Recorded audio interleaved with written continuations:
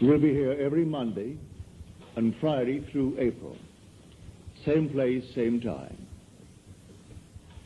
I think you will find tonight a very practical message. But to understand it, we must go back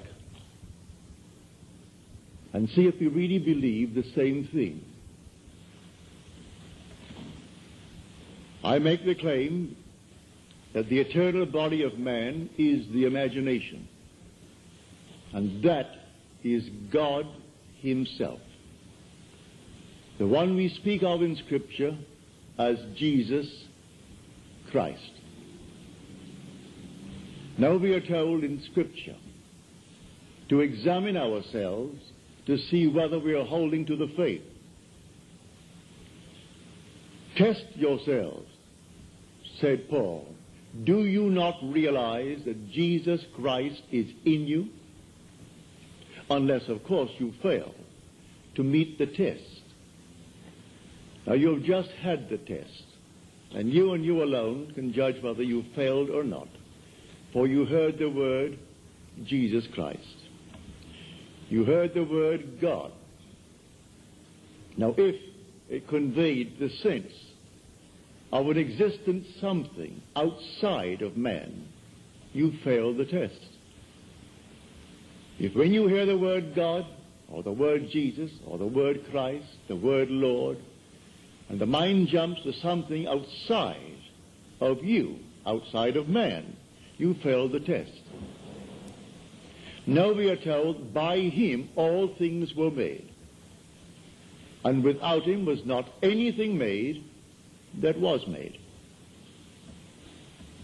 And that, I tell you, is your own wonderful human imagination. That what is now proved in the world was once only imagined. But this is the greatest of all secrets, the secret of imagining. Something that you and I and everyone in the world should strive to understand. For the secret of imagining is the greatest of all problems, to the solution of which everyone should aspire. For supreme power, supreme wisdom, supreme delight lies in the solution of this mystery. When you actually discover it, you discover God. You're finding the creative power of the universe. And when you find him, he is your own wonderful human imagination. We can only really scratch the surface of this mystery.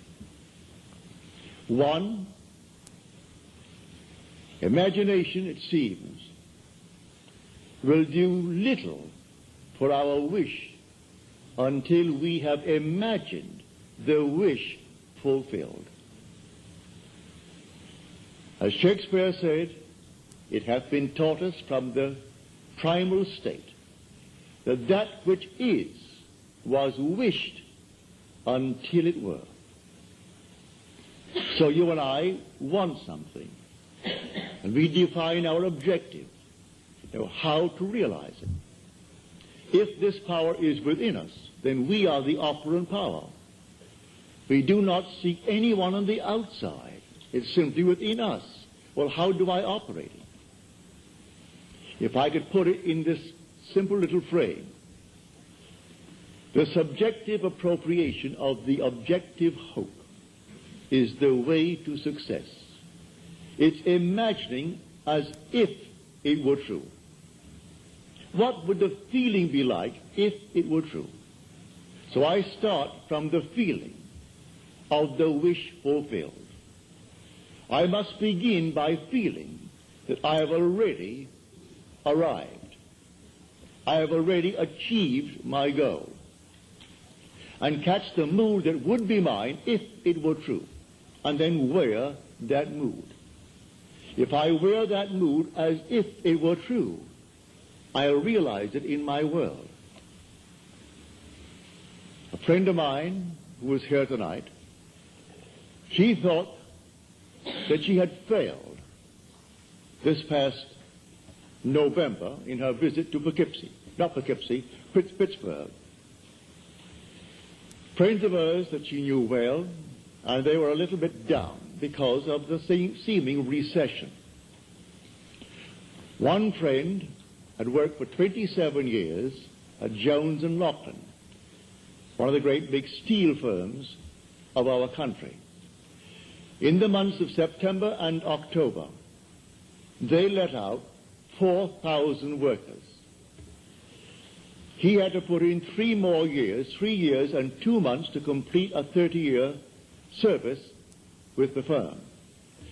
After 30 years, he could retire at a very good, I would say, retirement fund. But he also had 6 more years to go for his Social Security. And they let out 4,000. And then it was rumored in the plant that they're going to close that plant. She reminded him of the use of imagination, which he had used with him successfully in her previous visit to Pittsburgh. Well, he laughed it off. Those things would have happened anyway. She reminded him of 6 distinct requests on his part that he thought he could not realize. Every one came to pass, as she reminded him. And then she took a vision of mine and explained it to him. She said, you know what I told you the last time? That Neville had a vision. Well, the Bible tells us that the depths of our own being speaks to us through the medium of dreams and vision. So here in this dream of mine, call it a dream if you will, it was just as real as this, I was taken in spirit into an enormous mansion. And here 3 generations were present, but one was invisible, and that was the grandfather. The father was explaining to his children the secret of his own father's success. So there was the grandfather now departed from the world, leaving behind him an enormous fortune for the benefit of his son and then his grandchildren. And so the father said to the children, grandfather used to say, while standing on an empty lot, I remember when this was an empty lot. Then he would paint a word picture so vividly of what he intended to do with that empty lot, that it ceased to be an empty lot, and you saw the structure that he intended to build. But he acted as though it was already a completed act. He began with the feeling of having arrived at his ideal for that empty lot. Then I woke on my bed, and I recalled the dream. And I knew that the depths of my own being had constructed that scene to instruct me. Here is one facet of the great use of this power called imagination, which is God. It was too early to rise, so I went back to sleep, and I redreamed the dream. This time, I am the grandfather. I am not the father telling the story. I am not an eavesdropper listening to the story as it was told in the original dream. I am now the grandfather. Then I would say to everyone, while standing on an empty lot, I remember when this was an empty lot. So she reminded him of this technique. Now she said, you are afraid that you might be let out after 27 years and 2 months in Jones and Loughlin. I will now remember when you were afraid. I will remember when you thought it all came to an end. That's one. He said 2 years ago I was interviewed and I thought it a very good interview. But after 2 years, it has never appeared in the trade paper. And I wondered, what have they done with it? Have they simply forgotten it, mislaid it, or deliberately not used it? She said, I will read that magazine, and I'll be lifted up by it. It's humorously written, as you tell me. Well, I will take that book right now in my hand, that magazine, and I will read it, all about you. She went into 2 or 3 others. Then she returns. Now she's here tonight. She said, in December, I received the magazine. It's very well written and very, very humorous, all about this man. Then she said, I heard on the radio that Jones and Lachlan had decided not to close the plant, but instead to spend $13 million on the plant in modernizing. And then beginning January the 1st, to recall over 4,000 workers that they had let out. Now he is walking on air, but like all of these fellows, he will still forget it. He will still turn to a God outside of himself. This to him would have happened anyway. They would have spent the 13 million, brought back the 4,000. That thing that was found after 2 years and printed, oh, that would have happened. And man goes blindly on worshiping a false God because he does not know God. The only God is your own wonderful human imagination. The only name forever and forever that is his name is I am. So that is my name forever. So when you come to the people of Israel and they ask you what is his name, just simply say, I am. That is who I am. And by this name I shall be known throughout all generations. There is no other name. You cannot separate I am from yourself. That's your essential being. And when you say I am, you are all imagination. You cannot stick imagination on the outside and point to it. So you do not observe it as you observe the fruit of imagining. You do not observe imagination as you do objects in space, because you are the reality that is called imagination. This is what we teach here night after night. Now you can test it. What would the feeling be like if it were true that I am now the man that I would like to be? What would the feeling be like? Catch the mood. For the mood determines the fortunes of people rather than the fortunes determine the mood. Man puts it just the opposite. If I had $1 million, he said, oh, I would feel so good. Now, feel as you would if you had it. Catch the mood, and the mood will create that objective hope, if that is your hope.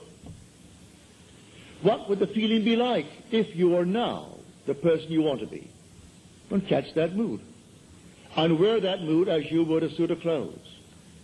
And that mood will actually create an objective state that reflects that mood.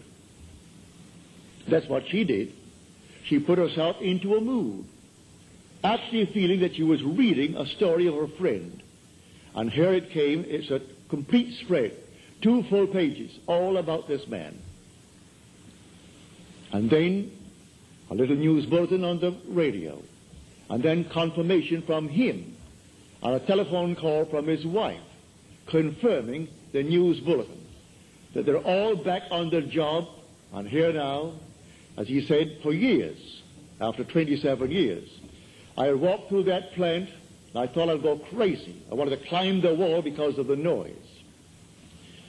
When I heard the hammers, and the bellows, and the furnaces, and all these thousands of workmen, that constant din, I wanted to climb the wall. Now, after 4,000 were let out, my footsteps echoed through the entire area. I would like to run and scream, running towards my office. What he does in the plant, I do not know. But if he goes towards his office, undoubtedly he has an executive position in that place, and is not working at the furnaces. But he said, you can't imagine when 4,000 were let out, how empty the place was, And everything simply echoed, and my footsteps seemed like some thunderous thing as I walked through that plant towards my office. And many a moment I wanted to simply jump up and start running. It seemed so empty. She said, all right, that's something. I will remember when. And she applied that technique. When your footsteps scared you and you wanted to run towards the office. Now it's the clangor all over again. So I tell you, I know from my own experience that these moods, you catch a mood, I could tell from the mood that possessed me through the day that I would meet a certain character. And I met that character. It may be someone I knew or some total stranger, but I could tell from the very mood that possessed me that I'm drawing into my world an affinity with that mood. You can catch a mood and create the world that is in harmony with the mood. Anyone can do it. In fact, you're doing it morning, noon, and night anyway. So when you turn to some external God, you are turning to a false God. There is no external God. Examine yourselves, said Paul, to see whether you are holding to your faith. Test yourselves. Do you not realize that Jesus Christ is in you? Unless indeed you fail to meet the test. You've just had the test.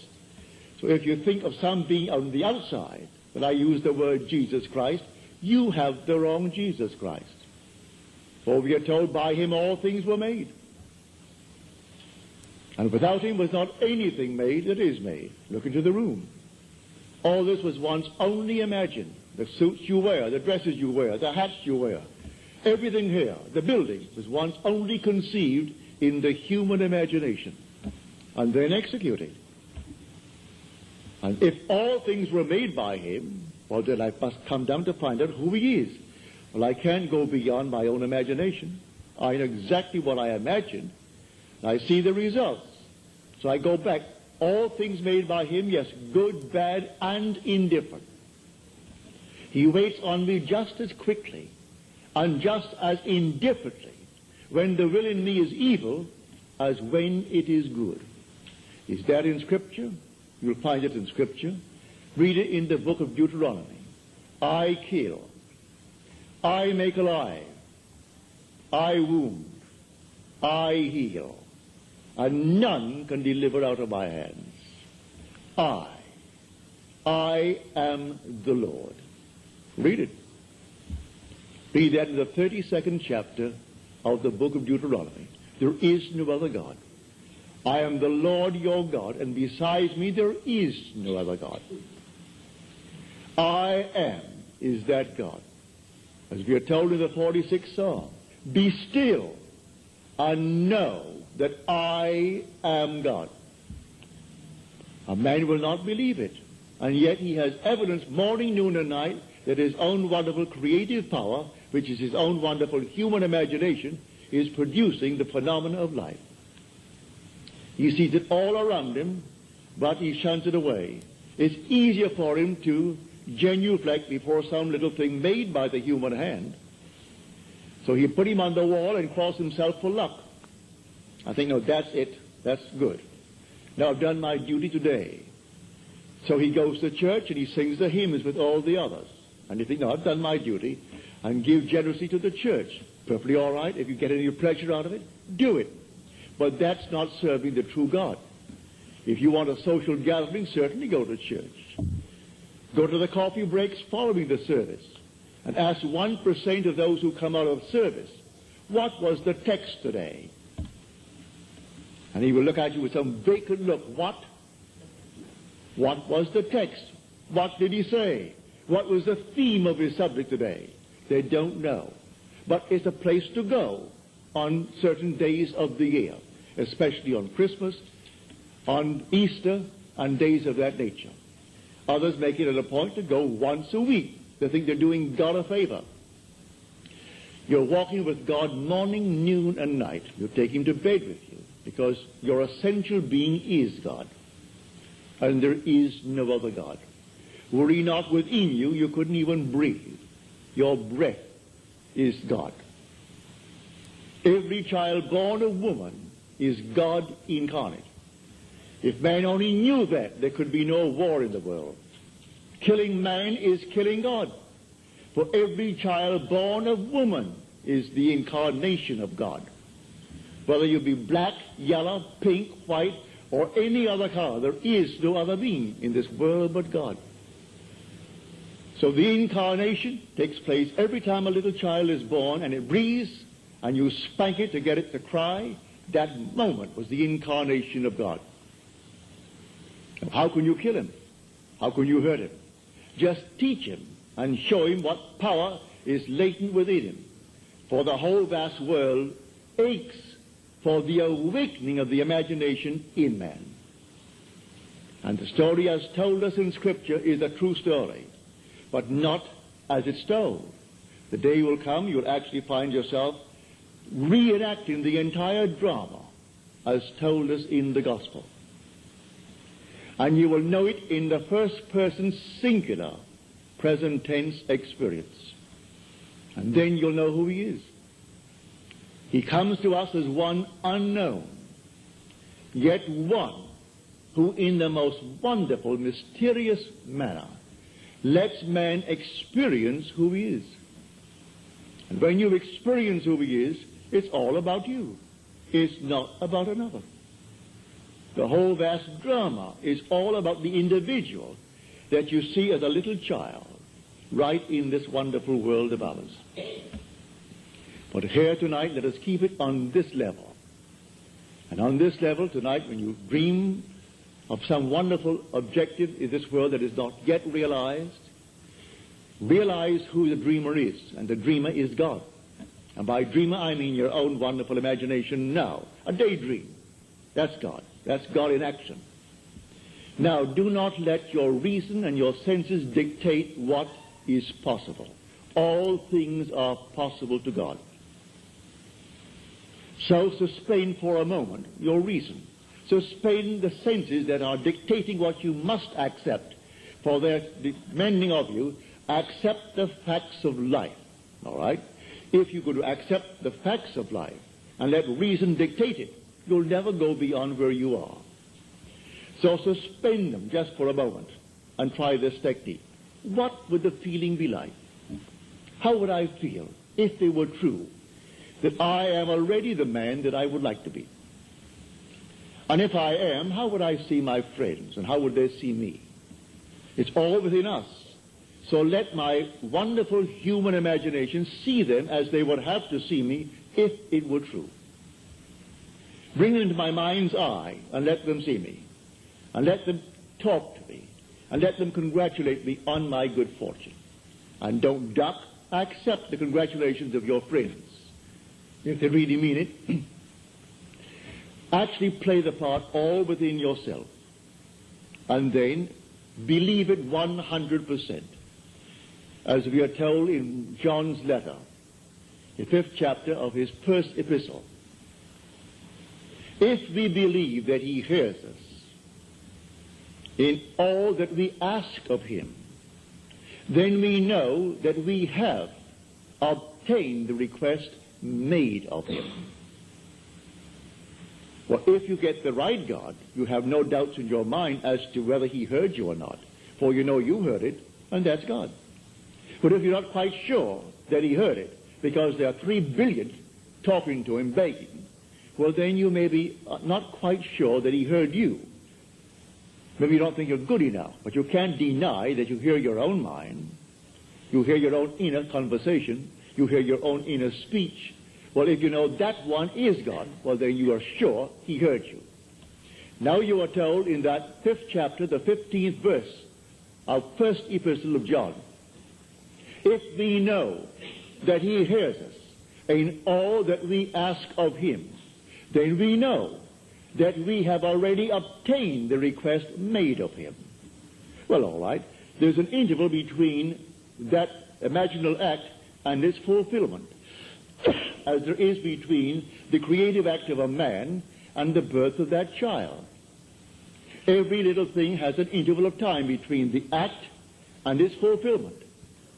A horse will take 12 months. A woman takes 9 months. The little sheep will take 5 months. A chicken will take 21 days. There are intervals of time. So the Bible teaches every vision has its own appointed hour. It ripens. It will flower.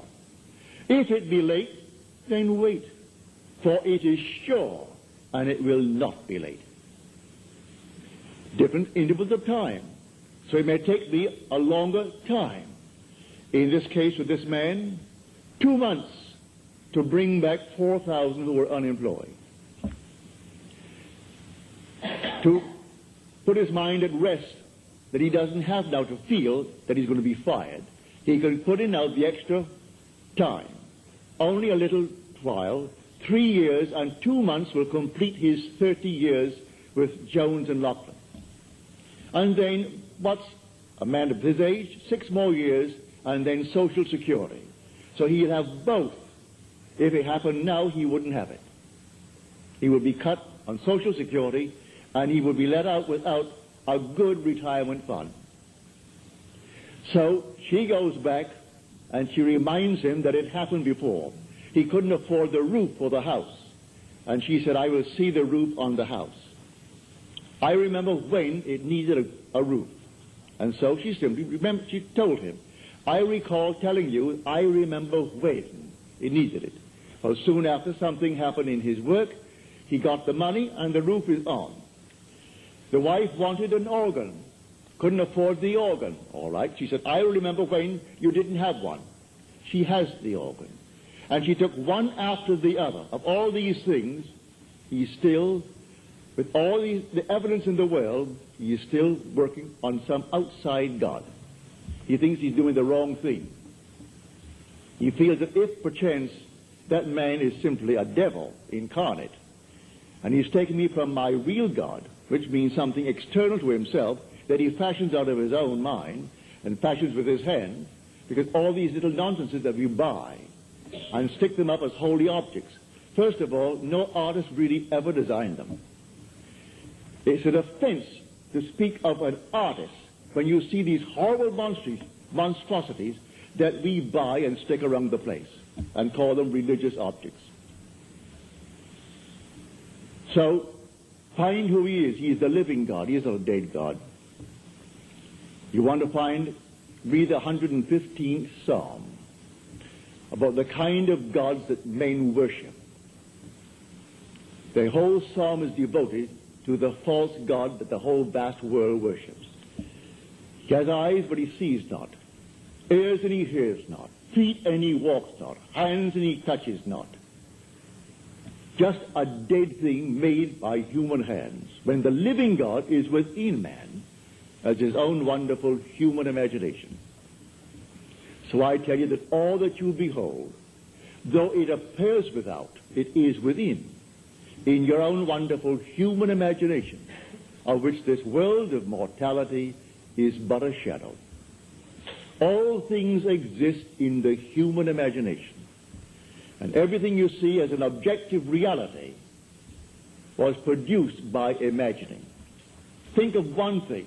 Just think of one thing that would simply deny it.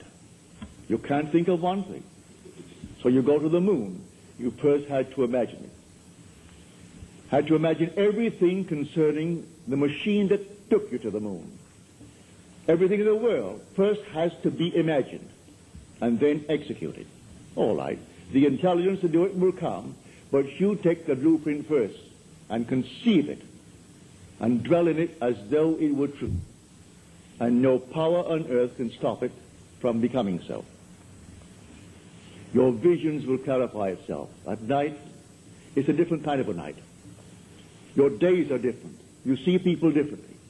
You can't walk by any man and not see him God incarnate. You can't do it. Even if he has the most horrible background. And he said simply, well, a murderer. And it's proven that he is. You still see God incarnate. But so sung to sleep, the poor thing doesn't know. If you can only just get to it and show him that he really is God incarnate. And the one he thought he killed, he has been restored to life. Not to the senses of man, but he is restored in a world just like this, terrestrial just like this.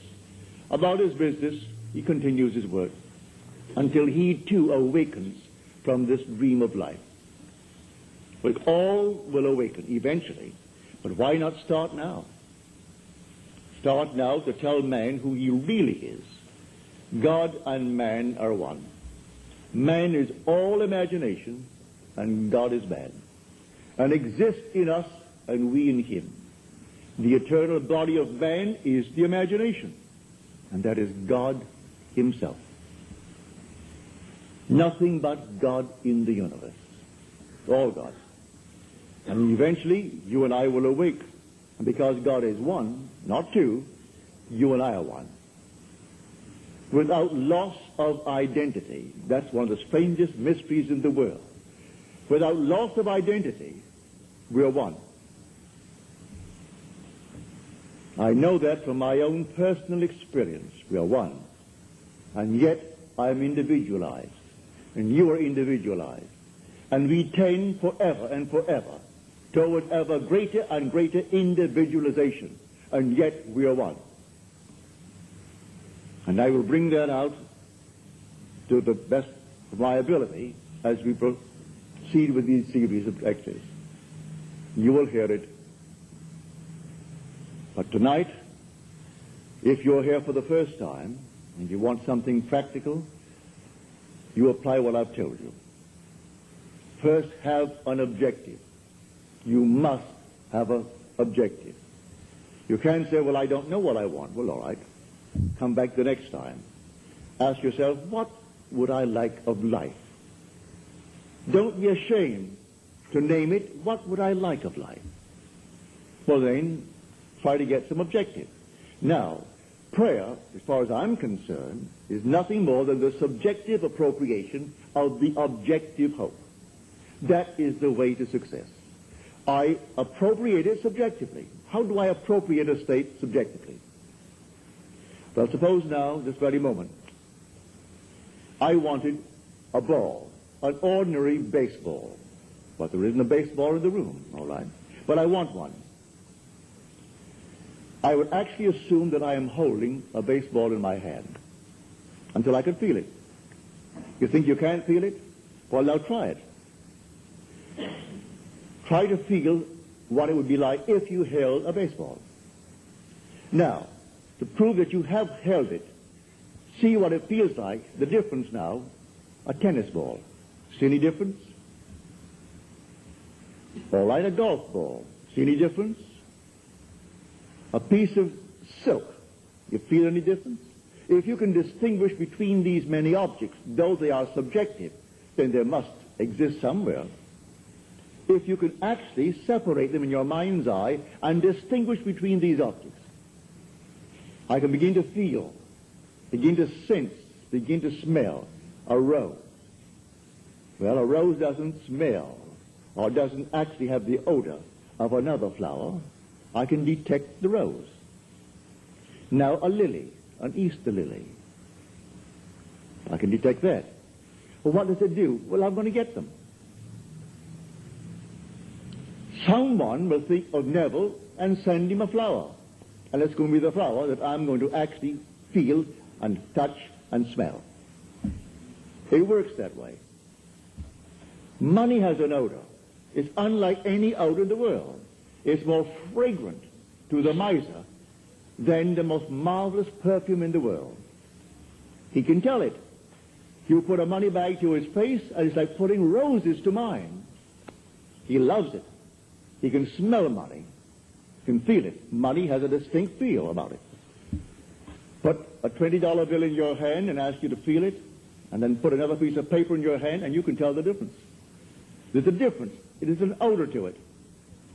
All this is part of the inner man, that all things are possible to him. Try it. Before you condemn it, try it. And if you have the evidence to support my claim, well, then it doesn't matter what the world will tell you. If he laughs at you, so what? So they laughed at everyone who had an idea that seemed a little bit off-center. Always laughed at him. They laughed at the idea of going to the moon. Well, now it's an accomplished fact. There are still those who won't believe it happened, you know, because they don't want to believe that it ever happened. There are those who said you couldn't go down and actually live underwater. Now we have a submarine. There are still those who won't believe it. You can present them with all the facts in the world, and they won't believe it. So I tell you, you try it first. And if it proves itself in performance, it doesn't really matter what the whole vast world thinks. Go about your Father's business, which is yourself, and then live a full and wonderful life in this world of Caesar. And the day will come you will actually depart this world. I mean this age. Because those who are departing it now, unless they are awakened, they still find themselves in a world just like this. But those who have awakened, who have experienced the second birth, the birth from above, find themselves in an entirely different age, where they're all imagination. And they are perfect. And wherever they go, everything is perfect. They don't have to raise a finger to make anything perfect, because they're perfect. All things must conform to them, for they're perfect. That's heaven. So heaven is not an area, it's not a realm, it's a body. And when that body is awakened within you, which is the wonderful human imagination completely awake, then wherever you go clothed in that body that is completely awake, everything is perfect. If you found yourself in a forest of dead trees that all burst into foliage, in the desert it would all bloom like the rose, because you are there. No blind man, deaf man, no handicapped man could stand in your presence. He would be instantly transformed into a perfect man because you are perfect. That's heaven. It's harmony. So it's not a place where you're going to go, pearly streets and all that nonsense. No. It's just simply you in a world that is perfect because you are perfect. And the day will come you will awaken that body where it's in you now. That body is in you, but it's sound asleep. And one day you will experience the resurrection. And you'll know the mystery of the resurrection. When you rise, and you rise within yourself. For the grave in which Christ is buried, which the Lord is buried, is your own skull. That's where he's buried. And in that tomb where he is buried, one day he will awake, and he will come out of that tomb. And it's you who comes out of the tomb, and you'll know who you are. He is buried in every child in the world, this universal being, and yet one. Billions of us, and yet only one Lord. And that one Lord, in his fullness, is buried in you, individually. And when you awaken, you are he. So tonight, take a go. Make it a lovely go, either for yourself or for another. Any time that you exercise your imagination lovingly on behalf of another, you're mediating God to that other. So, bring a friend before your mind's eye. Represent him to yourself as the man or the woman that you would like them to be.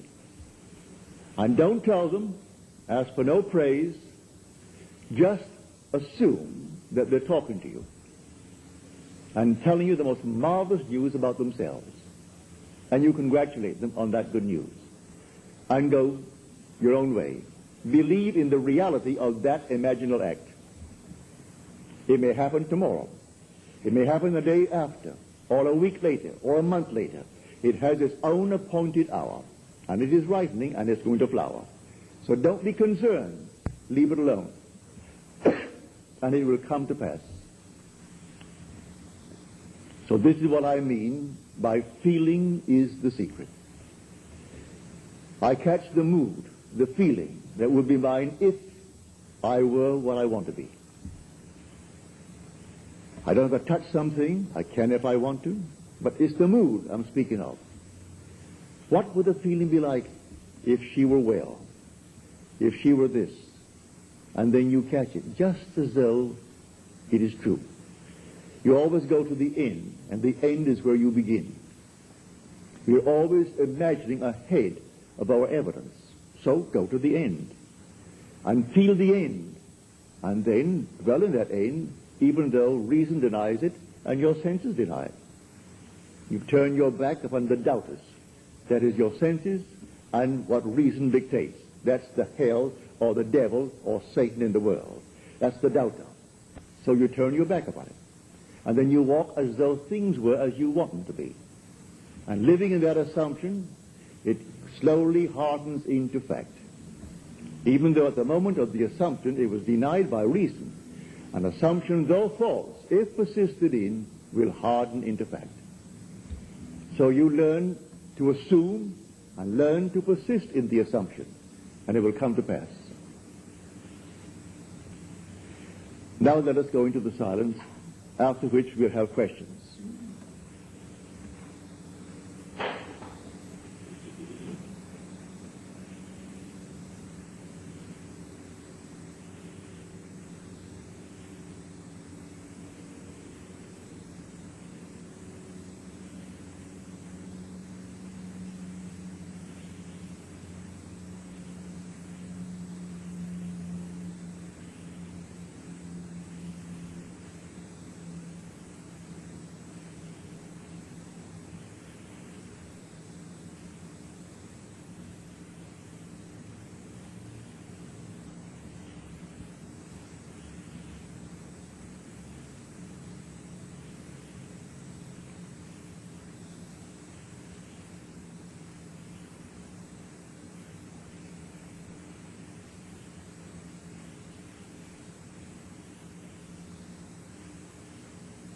Good.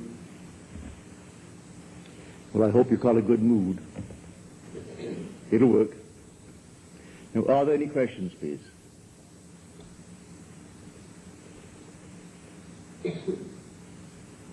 Any questions? Yes, sir.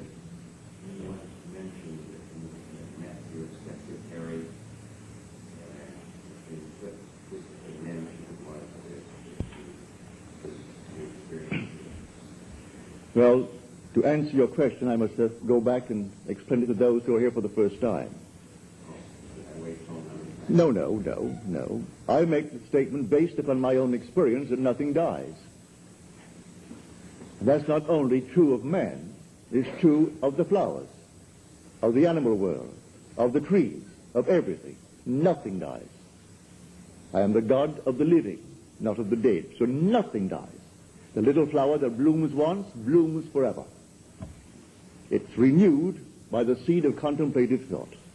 Well, I had a wonderful friend and secretary. He died suddenly at the age of 50 when I was out here. I then lived in New York City. He was born in Haverstraw, New York, which is upstate New York. He lived in Manhattan and took care of my books and took care of all of my business affairs. When I got a cable saying that he was dead, they found his body on the floor the next morning when they went in to clean, and I must come back and take care of the funeral affairs. So I went back. I have two sister-in-laws. My wife is one of three girls. The other two are pillars of the Episcopal Church. The older of the two lives in Summit, New Jersey. And she's always said to me, you know, I like you personally as a brother-in-law because you're kind to my sister and to your child, and for that I like you. But I don't believe one word you talk about. That's not my God. I said, all right. She said, I don't believe in immortality. Don't believe in survival. I said, you call yourself a Christian? She said, what has that to do with it? I said, did you realize that the Christian foundation is the fatherhood of God, the brotherhood of man, and life everlasting? You rub out one of these and it's going to collapse? No, she didn't say a word. She said, I still don't believe what you teach. Certainly all right. Well, he died in August. I went back and took care of the funeral. In the next year, I presume around January or February, I found myself consciously in that world where Jack is. I do it time and time again. This does not restrain me. I can put it on a bed and find myself in another world. It isn't out there, it's right here. They're penetrating each other and yet not interfering with each other. And here is Jack. And here is my sister-in-law, Al. I call her Al. Her name is Alice. And she said to me, I still don't believe what you teach, you know. I said, how can you say that when you see Jack? She said, what has Jack to do with it? I said, don't you know that Jack died? Jack then spoke to me. Who's dead? I said, you aren't dead, Jack, but you died. I went to your funeral. I paid for it. I got you a good Catholic funeral, Jack. Because your sister insisted that you must be given a nice Catholic funeral. I didn't cremate you. I put you in holy ground, Jack. I got a priest, and the priest did all the little things he has to do, so you're very well planted. He just looked at me as if, well, I'm in...